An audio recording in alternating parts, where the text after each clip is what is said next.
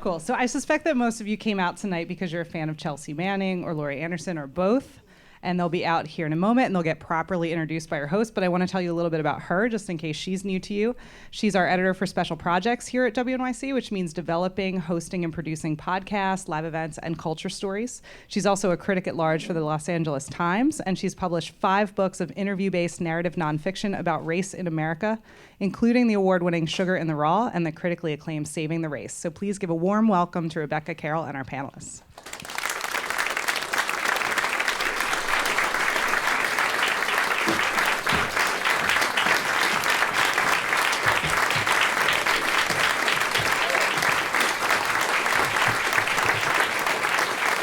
Hello, hello, hello.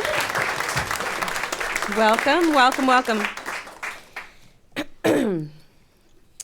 To my right, Chelsea Manning is a technologist and network security expert whose actions have shown the power of individuals to change the world through bravery, conscience, and determination.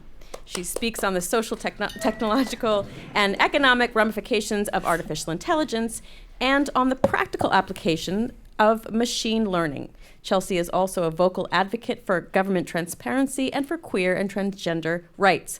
You can find her at XYChelsea on Twitter and writing op-eds for The Guardian and The New York Times. Welcome, Chelsea. Thank you.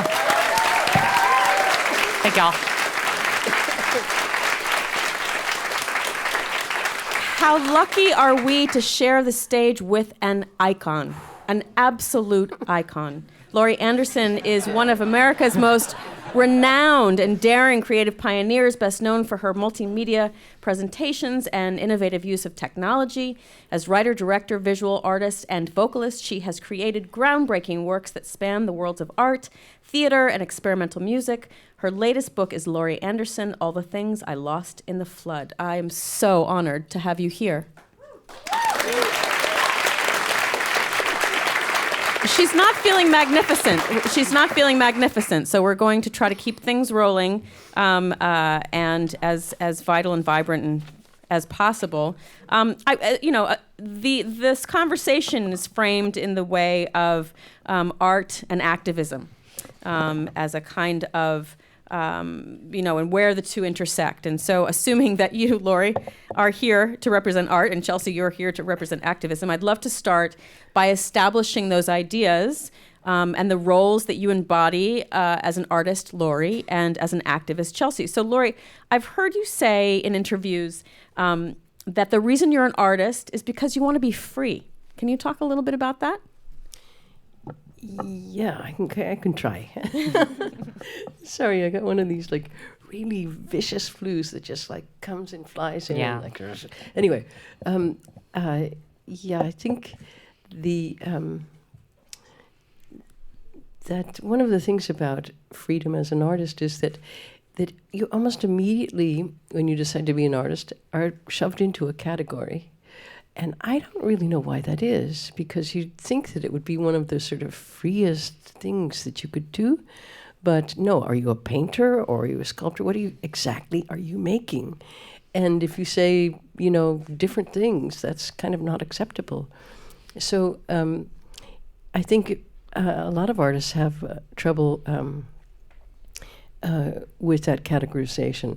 And I know that like everybody in the world, but that was definitely my my motivation in becoming an artist, for sure. That it was, I thought, one of the few things that you could do, where you could be free. Do you feel free?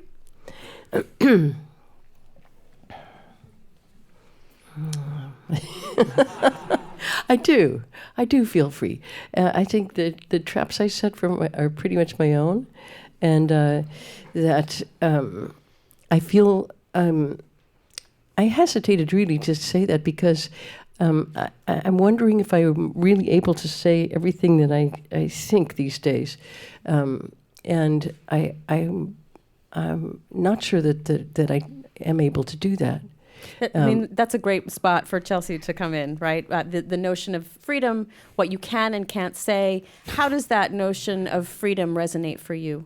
It's artistic freedom is more of freedom in the mind. So I do agree with that in the sense of like artistically we are free because we're free up here and we're free to but like a freedom of expression is the harder part, and that's where I think the trappings can be, and certainly as an individual or as a person living life, the word, like especially in this time, the word free has just such a loaded meaning, because I'm certainly going through an analysis, like, because I'm now free in the sense that I'm not in prison, but am I really free in the sense of am I able to live the life that I want to live, and what kind of life do I want to live, and like how do I adjust and adapt to that while also being engaged as an activist and being engaged in a political environment that is, for lack of a better word, toxic and scary, and but then I always come to the art, to art, and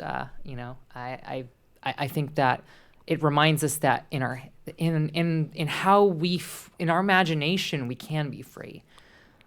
So exactly that, though. What does freedom look like for you as an activist and as a human being? I have no idea, but but I know what it's not, and I think that's an easy.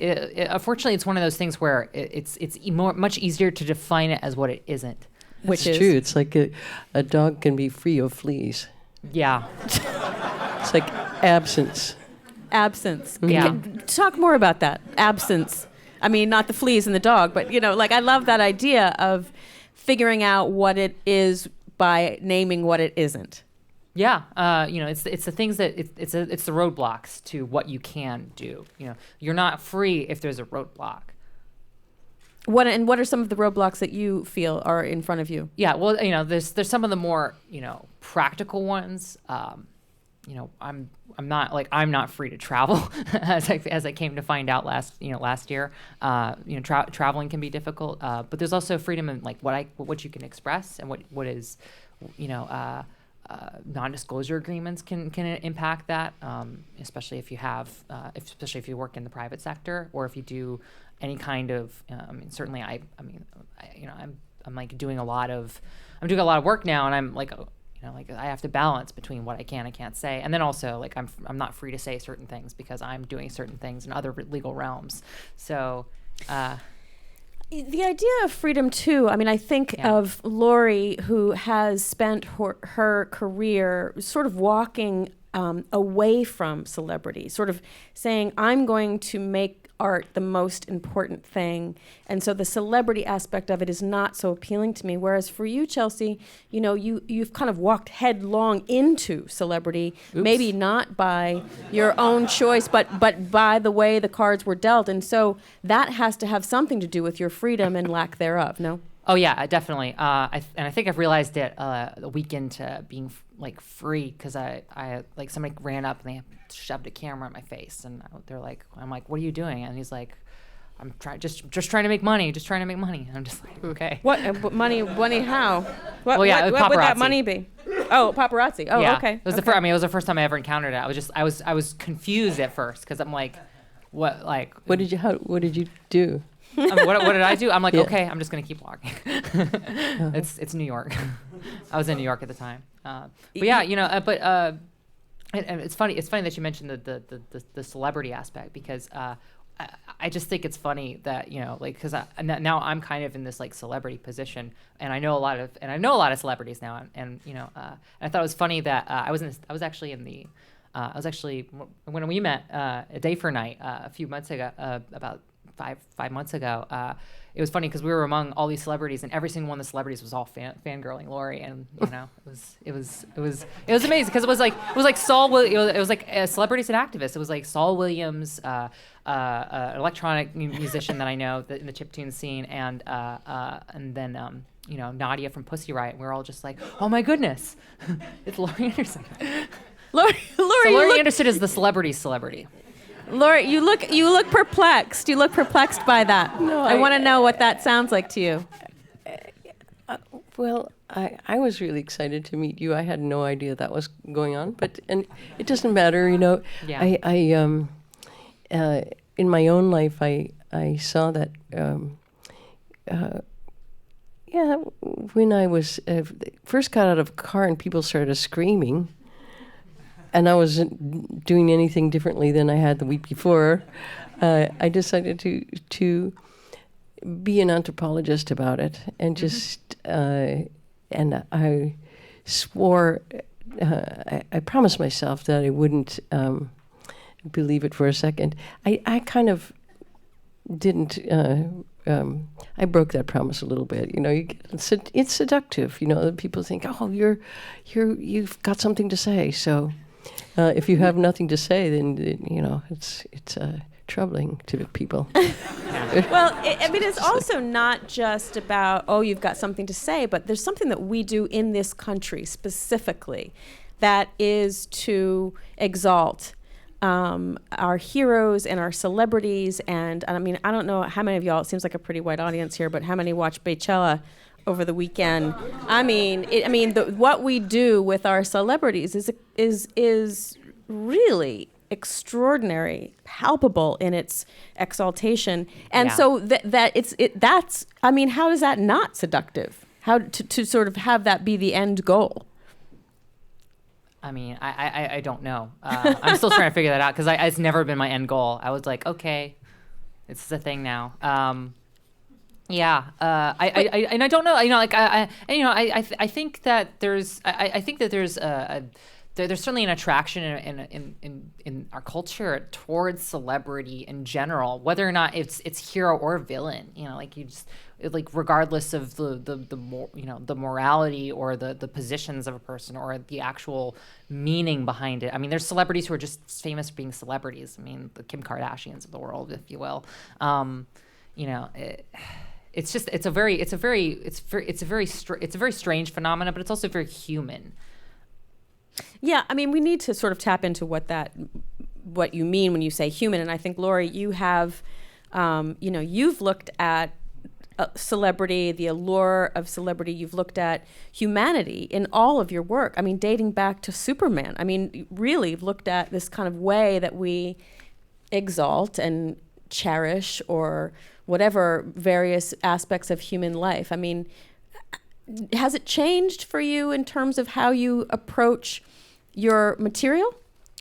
Well, that song that you mentioned, Superman, was not about that. It was about failure. It was about by using the hostage icon. Rescue.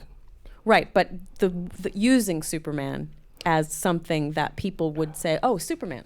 Oh, well, yes.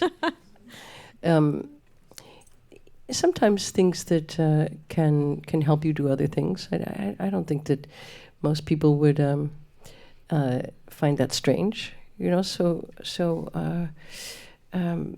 But I've tried very hard not to make that a big topic in my life. Speaking of your early, we're in a very this will come as no surprise to anyone, divisive time. When our systemic disparities are sort of glaringly evident in all manner, but certainly Me Too, Time's Up. Laurie, your 1989 song, Beautiful Red Dress, the lyrics are, for every dollar a man makes, a woman makes 63 cents. Now, 50 years ago, that was 62 cents, so with that kind of luck, it'll be the year 3,888 before we make a buck. But hey, girls, we can take it. That was 1989. Today, according to the Census Bureau, women make 79 cents to every dollar by men. However, Hispanic and Black women working full-time and year-round, this is according to the Census Bureau, 55 cents and 60 cents, respectively, for every dollar earned by white non-Hispanic men. I'm wondering, because we're talking about all of this in the socio-political climate, racialization, gender issues, and so on and so forth. When you wrote that song, or when you thought about that song, did you take into account across racial and ethnic sort of platforms? I thought I had. I thought it was all women, an average of all women. But I'm surprised that it escalated that much to 79 cents. For white women? Pretty good. Yeah. And 55, so it went way down then. Because if that was the average, then, and they're also the low end of that average, I would be very curious what that number was. Yeah, but when you were writing or thinking about it at the time, you did take that into account. I did, yeah. Yeah, yeah. I asked this also with an eye toward your response to the musical Hamilton, which rewrites history through a multiracial lens. You hated it.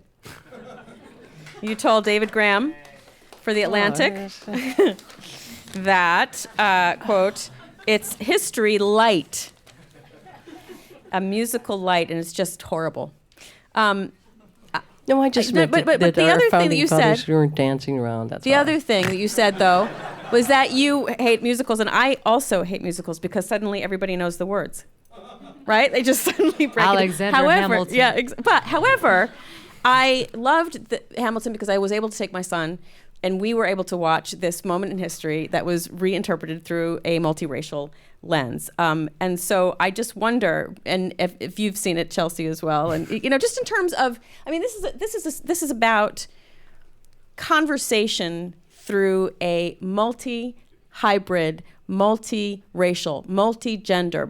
This is the only way we can go forward right now, given how divisive things are. So I am asking with an eye toward sort of how we take things in, how we look at things. Did you think of that when you watched it? I You think just we thought it should was just garbage. go forward without musicals. That's I harsh. don't like any That of them. is? It's nothing really about Hamilton. I mean, I went there because I had only been to one musical before, Cats. In your life. And I lasted about probably 11 seconds. They started with a da-da-da, Cats, da-da, and I was stuck in a row, and I was like, excuse me. People were just, it's torture for me. It's torture, but people said Hamilton is different. It's not. It's a musical. And, I shouldn't have said that about it. I I think it's really totally fine that you said that. What I'm interested in is is how we're able to talk about a kind of reboot of something so historically whitewashed through the lens of an artist who was like, okay, I'm going to make this in my eye. And as an artist who works across so many platforms, if you're somehow not able to access a part of you that can just accept that, even. No. Yeah, I No. accept I couldn't access it. Yeah. Chelsea? Oh yeah, I have a thing for musicals. So. Oh, you like musicals? I do. I mean, well, ever since Rent, at least. Okay. So, I mean, I was very attracted to Rent. But I'm not as harsh a critic on it. But I mean, like, I view it as I view Hamilton as certainly artwork.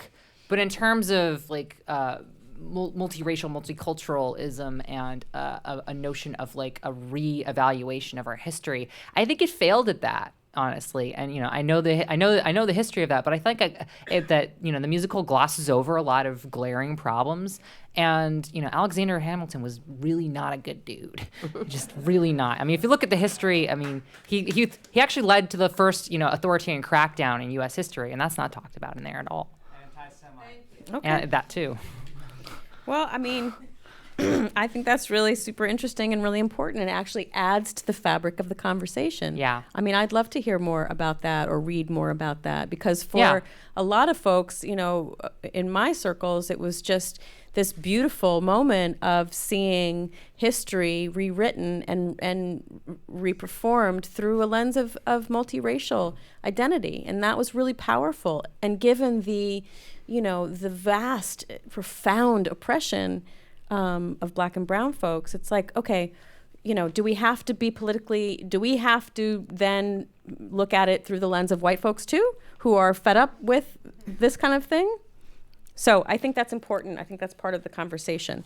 Would you agree, Laurie, or no? I totally agree with that. Yeah. Okay. I just, and I'm sure there'll be more works like that than aren't musicals. Yeah, I hope so. We need them. I'm okay with musicals still. Yeah, you're still on board with the musical. I'm not, but I'm Yeah. glad you are, and there are lots of folks. I just wish that you didn't have to wait in a long line. Well, that's New York, sister. Oh, That's New York. Okay. even I had to do that. Even you with your newfound celebrity. Laurie, I believe, if we can imagine the world. Okay. You talk, language is basically at the center of all your work. You're a person who deals in language. I love language. One of my all-time favorite quotes is by Toni Morrison, who said, "We die, that may be the meaning of life, but we do language. That may be the measure of life." What is your... and this is going to sound, like a very cliched question, but the process of reinventing language from story to story. Well, your quote reminded me of one of my one of the things I try to keep in mind in writing, and it's a short rule, which is write like you're dead. Yeah, who's that? And said that? I can't remember who it is. My mind is working like this. But I like that very much, Yeah. And because as soon as your idea of who you are and what you want to project is there in a big way, maybe it's not exactly as truthful as it could be if it's all too late. Also, though, and perhaps there aren't words necessarily that we are, aware of or readily available to most of us. But this idea of telling stories in different ways and reinventing language. And I look at Chelsea, the trans community, which to me reinvented an entire lexicon in about the space of 2 or 3 or 4 or 5 years. I don't know if that... Oh yeah, it's a little longer than that, but But I mean, in terms of the way Recently. in which it is Yeah. we are all conversant yeah, in cisgender, right. And so transitioning. what was that like for you in terms of coming out of prison and kind of coming into this world of invented language for who you are? We were inventing it, so it wasn't unfamiliar. It has been a little bit, it has seemed like it's easier to communicate whenever more people are familiar with these notions, but it's also come with its host of reactions, because now it's, like you've got certain individuals out there who are like, well, we can't use they them because that would be infringing on our free speech, and I don't. Is that the they them? I mean, I've heard more. Of course, I'm a writer editor. It's sort of a grammatical thing. Yeah, it is. So what is your response to that? Well, I mean, it's like, like if I, say I want to use they them let's say those are my preferred pronouns. Like, it's really easy to just go, okay, so you're they them now. But there are people now who are responding to that and saying, oh, well, that infringes on my free speech somehow. I don't know. I don't understand their argument, but. So when you came out of prison last year, you were conversant in they them. The pronouns, right. trans, cis, binary, gender, all those kinds of words. Yeah. Well, I mean, I also subscribe to Transgender Studies Quarterly, so. Right. So I'm saying, right? I mean, if you had not, perhaps you wouldn't, right? I would agree, but there's also language that's not really familiar with, that the average person isn't yet familiar with. So. Like? Homonormalization is a concept. Can you Transmisogyny is a concept. I mean, I think what I have found, again, as a writer, editor, person who sort of travels in race and social politics. Heteronormativity. My apologies. That's right. That the words, the language in the trans community is pretty, it makes perfect sense. Yeah. And that's really tough to do. Yeah. To create a language that makes perfect sense. Or we're also borrowing from Greek. Well, right. You're borrowing too. But Laurie, when you create stuff, it's like, let me listen to that about 6 more times. But there's a beauty to it as well, right? So you're inventing and trafficking in language, but you're also very truthfully, authentically an artist. Well, I use everyday language. I don't use special poetry.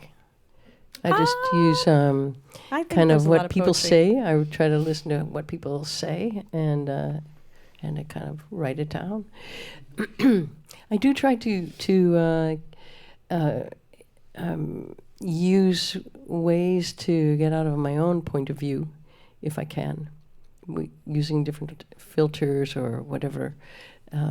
Just basically because I, get really sick of the sound of your own voice. Yeah. And you need to, and also, if you have another voice, you really find that you just have different things to say, that just different things start coming out of your mouth.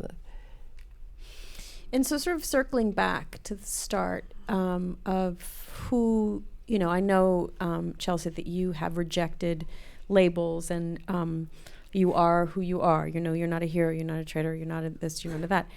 But being who you are is also a label of some sort, right? You have a persona. You are now a celebrity presence. And so how do you navigate that? And while also, remaining true to who you are. I mean, I hide in my apartment sometimes. I'm navigating this because this is brand new to me. Like I didn't sign up for this. I'm not well versed in like how to do this. It's also was never really a life goal.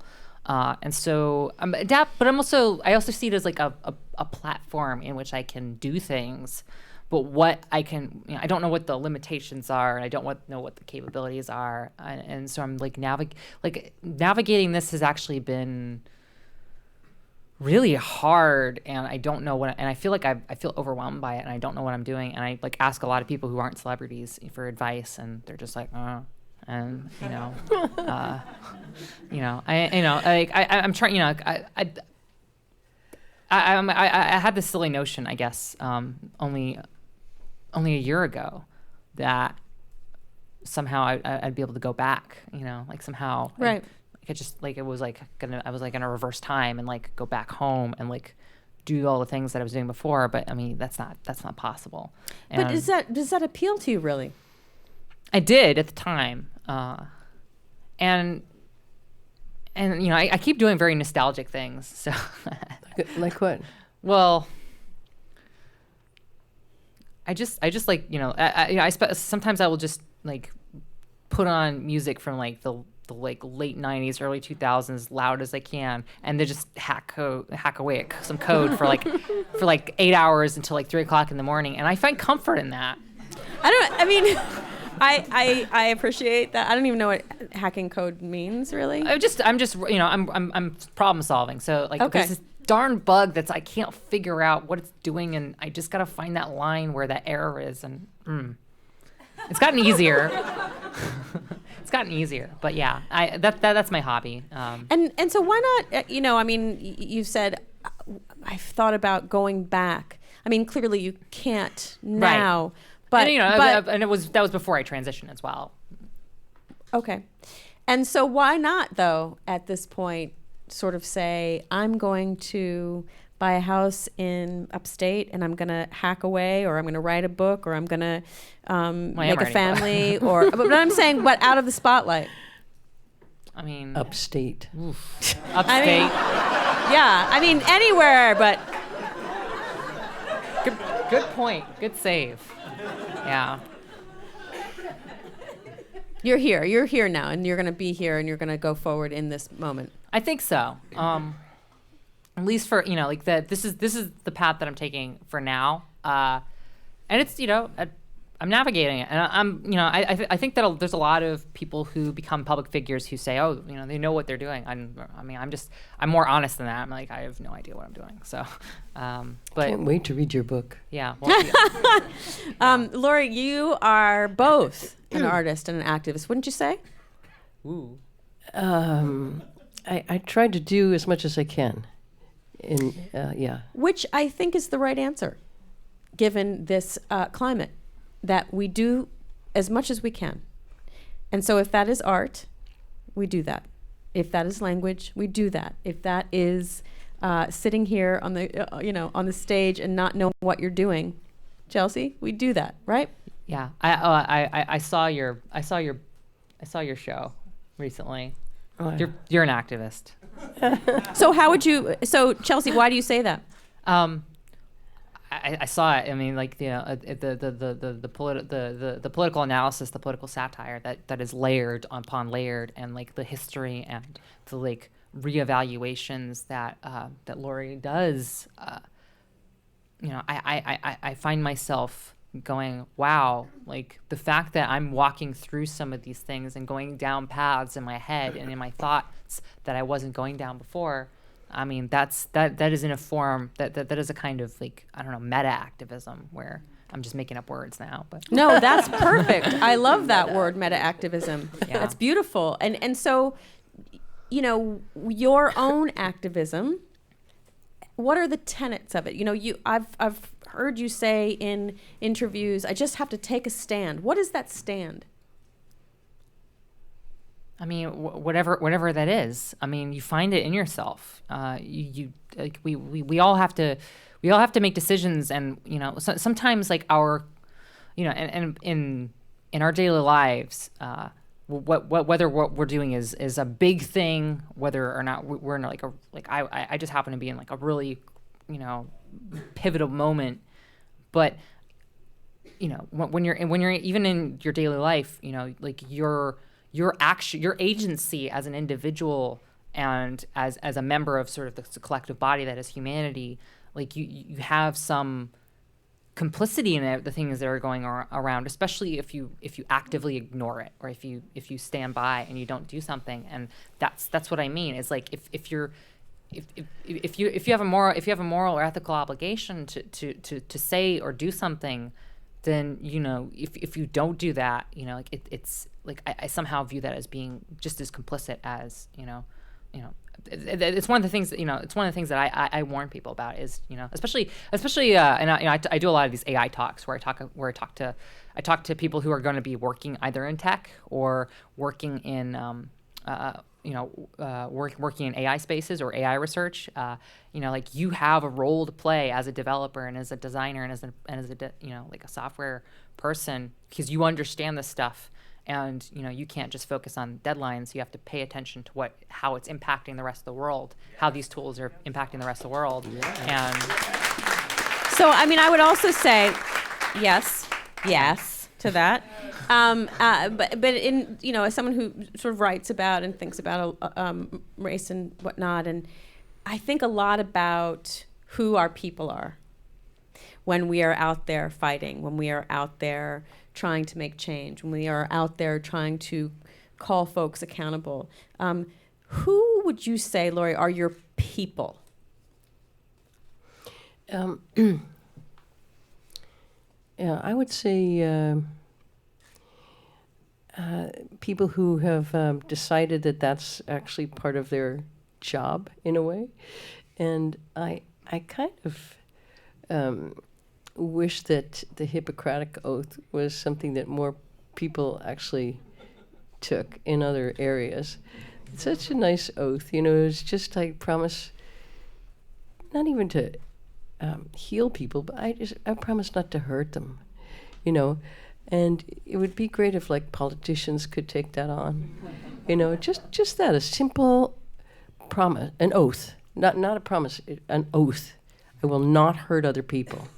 And very open to interpretation in a lot of ways. So if you ask a poet to say that, it gets more problematic. But I think that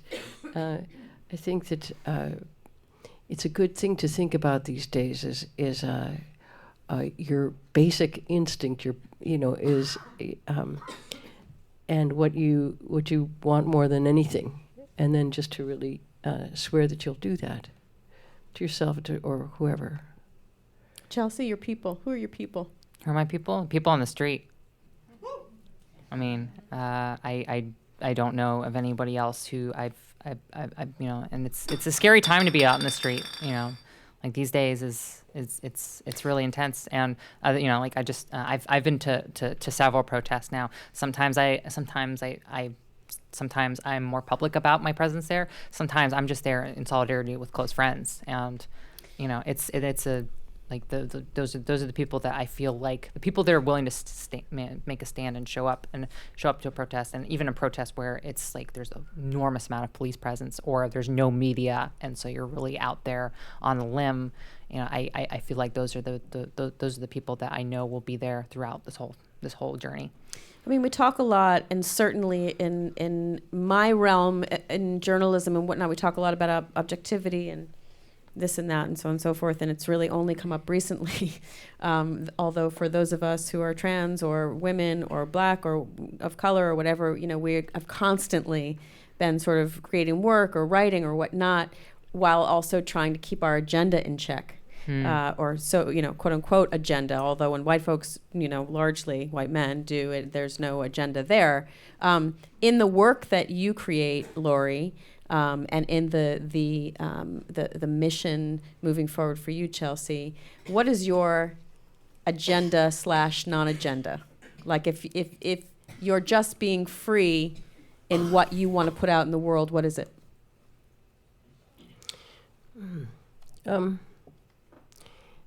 I think I'd like to, whatever this means, be That's truthful. a perfect preface. Whatever this means. Whatever this means, to be truthful, and try to use my bullshit detector in a creative way, you know, because you know there are plenty of ways that you can fool yourself about what you're doing, and people can pat you on the back and tell you you're really interesting work or whatever, and maybe you're doing that on that level, but I think I think I aspire to actually just try not to fool myself more than anything, and yeah. Chelsea? I want to, you know, my main agenda is to look at the world around me and make it a better place as much as I can, and be in solidarity with other people that want to do the same thing.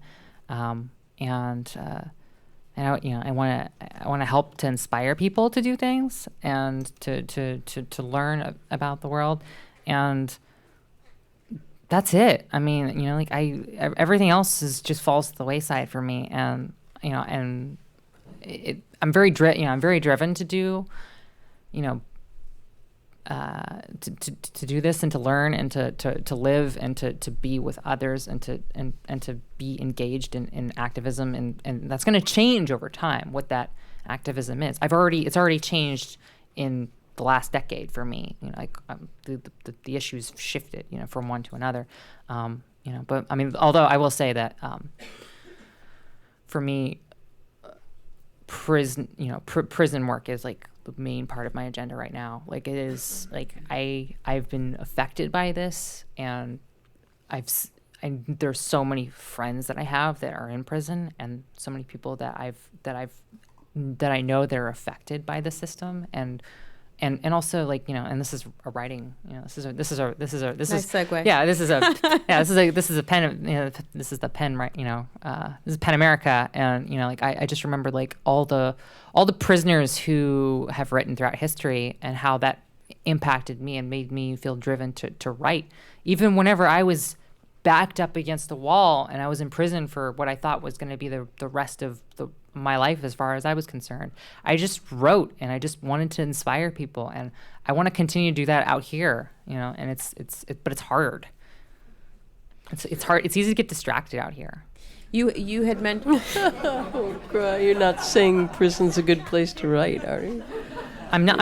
I'm just saying. Good. I'm just saying that, you know, it given everything that when everything was taken away, like I found what I cared about, and you know, and other prisoners who had written throughout history inspired me to continue to do that. Whether it was, you know, Alexander Solzhenitsyn or you know, or Pussy Riot. You know. you found what you cared about, which is what? making a difference and like taking a stand and actually meaning it. And I don't know what else that, like it changes and depending on the context of where you are. When you're in prison, you're doing prison activism. When you're out here in the streets, you're doing street activism. When you're, and it's wherever you are. But the main consistent role is that you have this power dynamic, and you're working with other people to your left and right and among you to work together to do stuff. To do the work, whatever that is, and I can give specific, I could give specific examples, but it would be a long list. How do you all kick back? Well, I just want to say one thing that struck me so much when I met you in Houston, and you were also talking. Nadia from Pussy Riot was also talking, and you both said the same thing, which I will never forget. People, somebody asked you, what did you learn in prison? And you both said the same thing. And everyone in the audience, their mouths just opened. They were like, and what you said was that it's important to help people who have not as much as you do. And I thought, who ever says that about being in prison? Most people are pounding on the, with their gavel, talking about their individual rights and, and how sick society is and all of the givens that are about what mass incarceration, et cetera, is about. And what you two said was, it just took my breath away. I just was like, that is like so enlightened. I was really that kind of like changed me a lot to hear that. That's really amazing. I mean, nobody says that. I'm thinking of Oscar Wilde and what he wrote in prison, and how most of the thing he wrote in was really bitter because his boyfriend kind of turned him in. Yeah. And I went through that phase. Yeah. And it was like a diatribe, like, you rat, you just, you said you loved me, you didn't love me, and then at the end he this is like many, hundreds of pages, and at the end he finds this really quiet place to talk about what it's like to let some of that go. And so the fact that you were able to do that and go way beyond it was something that I think if Americans could aspire to something like that, and that's called, empathy. And it's in really short supply in our country. We just don't ever look at the other person and go, let's see what we can do here, because this is so unfair. This is so unfair. Yeah. So that really killed me. That was so great what you said. What a gorgeous way to end things. Thank you, Laurie Anderson and Chelsea Manning, for coming out. Laurie not feeling well, Chelsea bearing all, and just really contributing to this intense and important conversation. Thank you both, and thank you all for coming out.